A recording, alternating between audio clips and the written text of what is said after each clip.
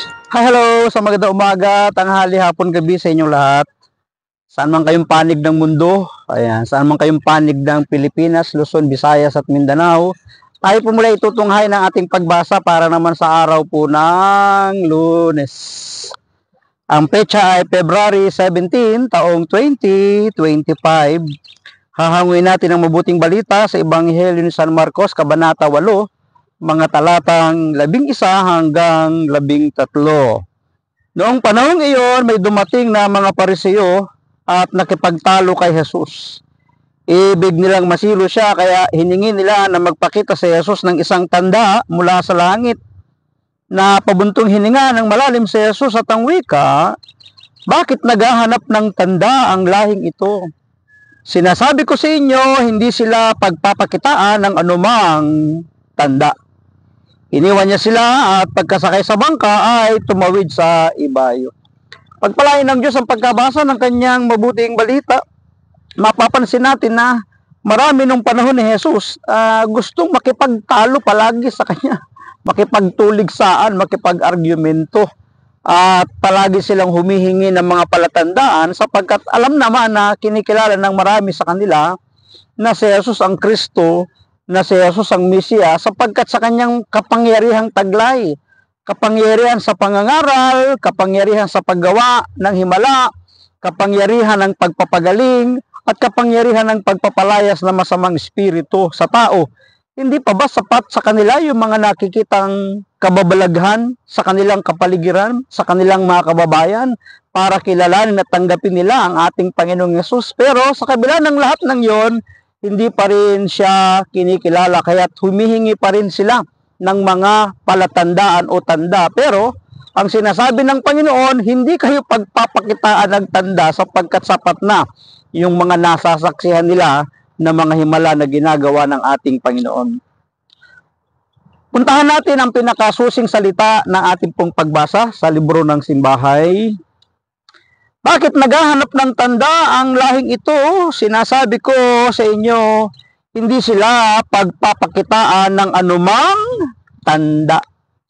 Humihingi ng tanda ang mga Pariseo, mga taong eksperto sa salita ng Diyos, kasama ang propesya sa pagdating ng ipinangakong tagapagligtas. Pero pansinin niyo mga kapatid, sa kabila na sila yung mga dalubhasa, maalam sa mga kautusan, alam nila ang mga propesya, pero sa kabilang banda, na nakikita nila ng mga tanda kung sino si Kristo, hindi nila tinatanggap, hindi nila kinikilala.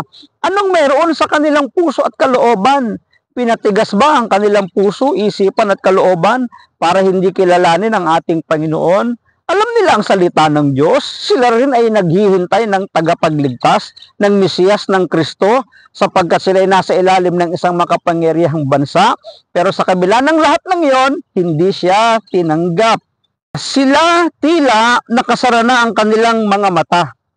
Sarado na ang kanilang mga puso at di makapasok ang Espiritu ng Diyos. Sarado kasi talaga ang puso. Ganoon naman talaga ang tao. Kapag ang isang tao ay bias, sarado ang puso at isip, kahit anong gawin mong pangungumbinsi, kahit anong gawin mong paghahayag, kahit anong mga salita ang ipahayag mo, mga pruweba at ebidensya ang ipakita mo, dahil sarado ang kanilang puso at isipan, ay sigurado yan. Hindi ka nila tatanggapin, hindi ka nila kikilalanin, pagtatabuyan ka pa nga Gagawan ka pa nga ng mga salitang panghusga, panghamak, panglalait, di ba? Pagbibintangan ka pa ng kung ano-ano, sari-sari, di ba? Ganun naman talaga Kung hindi nakilala na sana nila siya, na pinagdududahan nila ang mismong tanda ng pag-ibig ng Diyos, bakit hindi nila nakilala? Sabi sa ating binasa sarado ang kanilang puso, isip at kalooban. Pero di nila mabasa ang mga tandang naroroon na sa kanilang harap. Yun na nga yung tanda Yung mga sinasabi ng mga tao, yung mga nararanasan ng mga tao, yung mga gumagaling na tao, yung mga pinapalaya sa masamang espiritu ng mga tao, yung pagpapakain sa libu-libong tao, naroon na sa kanilang kalagitnaan yung mga tanda Nasa harap na nila ang pinaka-perpektong tanda. Pero wala sa kanyang mga salita o gawa ang nakaantig sa kanilang damdamin. Matigas ga puso Wala sa kanyang mga himala ang nakakakumbinsi sa mga taong ito. Kung hindi nila nakilala si Kristo, wala nang iba pang tanda ang makapagpapabago pa ng kanilang pananaw. Totoo yun, kaya hindi na nagpakita Hindi na gumawa ng himala ang Panginoon sa kanilang kalagitnaan kasi hindi naman nasapat yun para magbago sila yung kanilang isipan, di ba?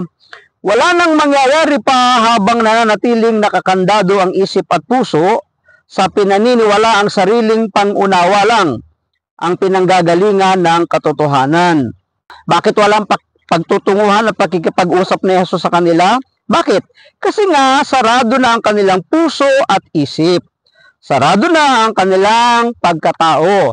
Kaya mismong sinabi ni Jesus na hindi gagawa, hindi magpapakita ng mga tanda ang Panginoon sa kanila dahil nga sarado na ang kanilang puso at isip at sarado na ang kanilang pangunawa, walang patutunguhan kahit paanong gawin ng mga tanda pagpapakita na gagawin ng ating Panginoon. Pangungunahan pa ba natin ang Panginoong Jesucristo na bukal ng karunungan at katotohanan? Oo nga naman.